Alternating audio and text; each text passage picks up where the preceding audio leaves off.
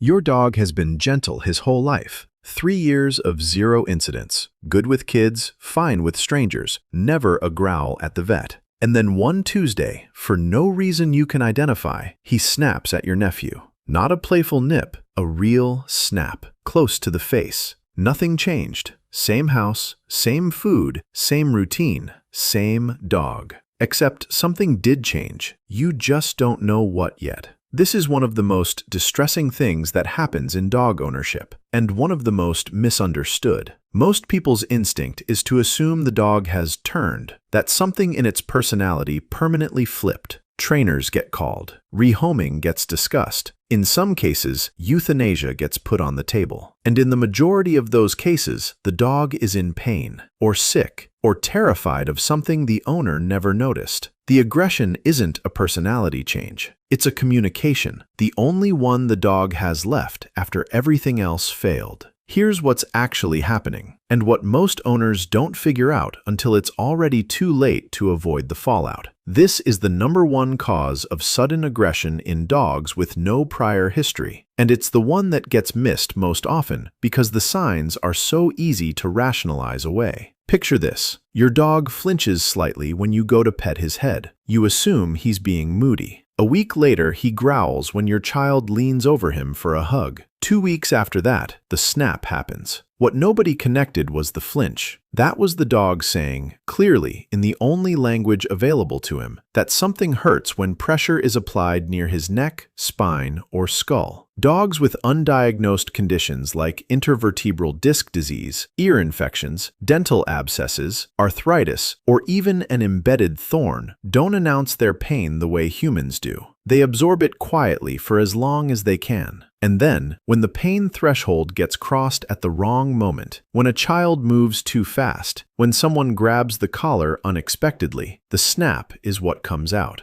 The honest truth is that sudden aggression in a previously non-aggressive dog is a veterinary emergency until proven otherwise. Not a training problem, not a dominance issue, a vet visit. That's the first call every time before any behavioral intervention begins. Most dog owners have never heard of hypothyroidism-related aggression. Most vets, if they're being honest, don't reach for a thyroid panel as their first instinct when a dog presents with behavioral changes either, which is why this one slips through the cracks more than it should. The thyroid gland regulates metabolism, mood stability, and neurological function in dogs exactly the way it does in humans. When it underperforms, which happens most commonly in middle-aged dogs of larger breeds, the downstream effects include lethargy, weight gain, coat changes, and, in a meaningful percentage of cases, unpredictable aggression and anxiety that appears to have no behavioral trigger. The aggression from hypothyroidism looks different from pain-based aggression. It tends to be more explosive, less predictable, and sometimes directed at family members the dog has been completely comfortable with for years. Owners describe it as the dog being somewhere else during the episode, unfocused, disconnected, and then seemingly back to normal immediately after. A standard thyroid panel costs between $50 and $150 at most veterinary practices. For a dog showing sudden behavioral changes with no obvious cause, that test is not optional. It should be standard. It often isn't. If your dog is between 8 months and 2 years old, there's a third possibility that doesn't involve illness at all. And it's one that catches first-time owners completely off guard every single time. Canine adolescence is real, it's neurologically documented, and it produces behavioral changes that feel exactly like a personality flip to owners who weren't briefed on it. Between 8 and 18 months, a dog's brain undergoes a second critical development window. Hormone surges, the consolidation of fear responses, and a reorganization of social hierarchy instincts that can temporarily destabilize a dog that was previously rock solid. The dog that came when called at 5 months starts ignoring you at 12. The dog that was relaxed with strangers starts posturing at other dogs. The dog that was gentle with children becomes unpredictable around rough play. Here's what most trainers don't mention in the first session.